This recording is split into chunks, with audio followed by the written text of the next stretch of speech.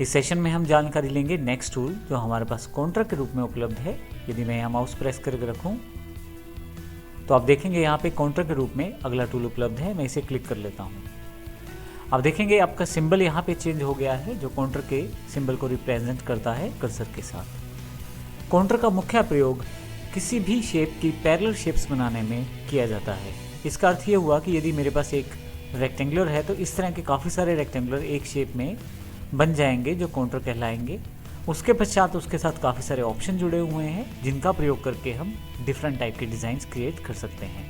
तो आइए शुरू करते हैं। सबसे पहले हमारे पास यदि देखें तो एक सिंबल रेक्टेंगल है जिसके अंदर लाल रंग रेड कलर है और बाहर ब्लू कलर का आउटलाइन है। और जैसे ही मैं यहाँ क्लिक करता हूँ मेरे पास एक स्लाइडर अवेलेबल हो जाता है जो काउंटर को रिप्रेजेंट करता है। और आप देखेंगे उस पर्टिकुलर रेक्टेंगल के काफ़ी सारे अंदर की तरफ रेक्टेंगुलर बन गए हैं। जब आप काउंटर इफेक्ट का प्रयोग करते हैं तो यहाँ पे एक स्लाइडर आपके पास अवेलेबल हो जाता है। इस स्लाइडर का प्रयोग करके नंबर ऑफ आइटम्स को आप बढ़ा सकते हैं जो आपने पैरेलल आइटम्स क्रिएट की हैं। यदि मैं नीचे की तरफ स्लाइड करता हूँ तो आप देखेंगे कि नंबर ऑफ आइटम्स कम हो गई हैं, लेकिन जैसे जैसे मैं इसको ऊपर की तरफ लेके जाता हूँ नंबर ऑफ आइटम्स बढ़ती जा रही हैं। और इस तरह से मैं इसमें बेसिक इफेक्ट्स को क्रिएट कर सकता हूँ जो काउंटर टर्म्स में रहता है। मैं यहाँ थोड़े से कम रेक्टेंगुलर्स क्रिएट कर लेता हूँ काउंटर के रूप में, ताकि हम इसके साथ जुड़े हुए बाकी ऑप्शंस को भी समझ पाएँ। हमारे पास जैसे ही काउंटर पे क्लिक करते हैं आपके पास ऊपर की तरफ काफ़ी सारे ऑप्शन इससे जुड़े हुए अवेलेबल हो जाते हैं। सबसे पहले प्रीसेट्स की बात करते हैं। प्रीसेट्स में आपके पास फ्लो इनवर्ड और फ्लो आउटवर्ड के दो ऑप्शन हैं। इनवर्ड में अंदर की तरफ काउंटर क्रिएट किया जाता है, जबकि आउटवर्ड में बाहर की तरफ। मैं फ्लो इनवर्ड करता हूँ तो अंदर की तरफ, और यहाँ से अगर फ्लो आउटवर्ड करता हूँ तो बाहर की तरफ काउंटर को क्रिएट किया जाता है।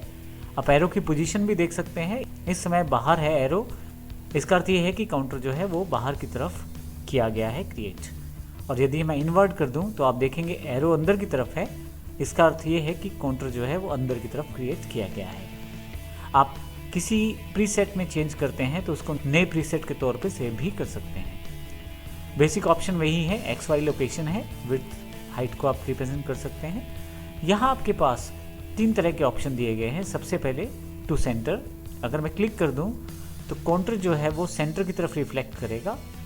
जब मैं इसे बढ़ाता या घटाता हूँ तो आप देखेंगे काउंटर का जो इफेक्ट है वो सेंटर में रहता है। यदि मैं यहाँ पे इनसाइड काउंटर कर देता हूँ तो इनसाइड इफेक्ट क्रिएट किया जाता है कुछ इस तरह से। यदि आउटसाइड काउंटर कर देता हूँ तो बाहर की तरफ एक इफेक्ट क्रिएट किया जाता है।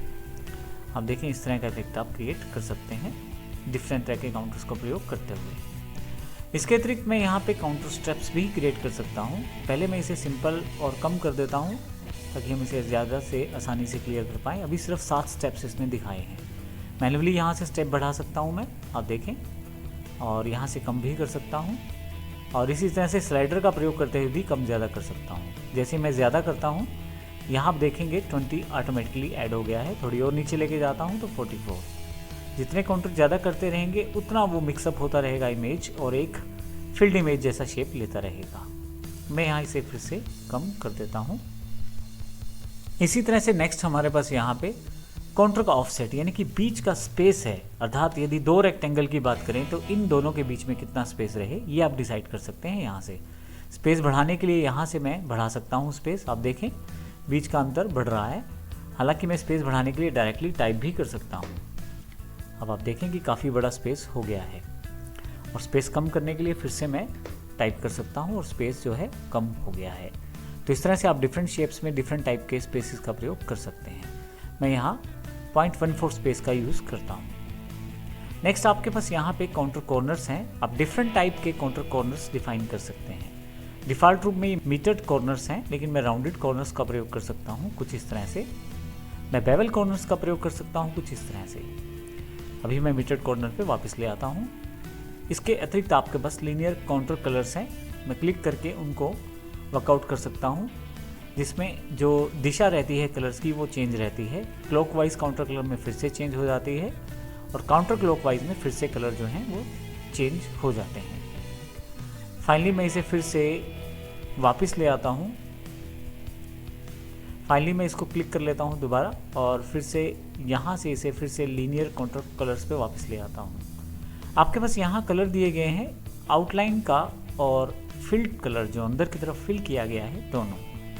मैं यहाँ से क्लिक करके आसानी से बाहर का जो आउटलाइन कलर है वो चेंज कर सकता हूँ और जैसा कलर चाहूँ वैसा दे सकता हूँ। क्लोज कर सकता हूँ। फाइनली ये जो कलर है ये अंदर की तरफ रहेगा, जिसको मैं प्रयोग कर सकता हूँ और ओके कर सकता हूँ, जो फिल्ड कलर की तरह प्रयोग किया जाएगा। यदि आप यहाँ देखें तो आपके पास ऑब्जेक्ट और कलर एक्सीलरेशन दिया गया है। यहाँ आपके पास स्लाइडर दिया गया है, आप ऑब्जेक्ट को बढ़ा और घटा सकते हैं। वैसे ही आप नीचे की तरफ कलर को भी साइमल्टेनियसली बढ़ा और घटा सकते हैं। यदि आप इसे रेशो को अनलॉक कर दें तो आप इस केस में किसी भी एक पर्टिकुलर पार्ट को भी चेंज कर सकते हैं। इसमें दोनों स्लाइडर अलग अलग घूमते हैं, यानी कि दोनों स्लाइडर्स अलग अलग तरह से आप चेंज कर सकते हैं। फिर से यदि आप इनको लॉक करना चाहते हैं तो यहाँ लॉक के सिंबल पर क्लिक करें, फिर से दोनों स्लाइडर्स इकट्ठे घूमेंगे। फाइनली अगर आप चाहते हैं कि सभी तरह के इफेक्ट जो आपने बनाए थे उनको हटाना है तो आप बड़ी आसानी से उसे हटा सकते हैं।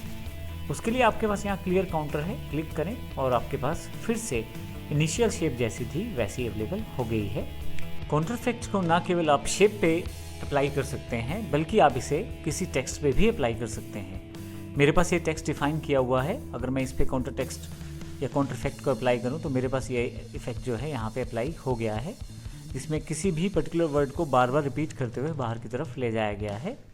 आप नंबर ऑफ स्टेप्स को यहाँ से डिफाइन कर सकते हैं और आसानी से कुछ चीज़ों को मॉडिफाई यहाँ से कर सकते हैं।